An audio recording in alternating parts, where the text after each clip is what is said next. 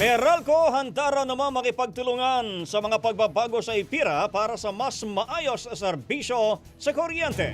Brigada Katrina Honson, ibrigada mo. Nirerespeto ng Meralco ang direksyon ng pamahalaan kaugnay ng mga isinusulong na pagbabago sa Electric Power Industry Reform Act o IPIRA.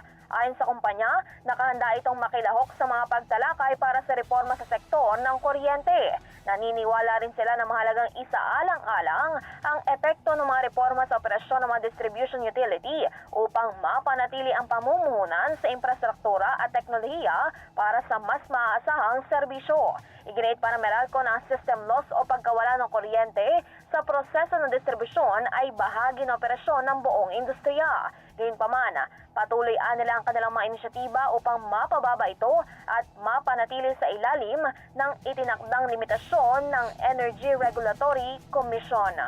In the heart of changing lives, ako si Brigada Katrina Honson ng 105.1 Brigada News sa Manila, The Musica News Authority.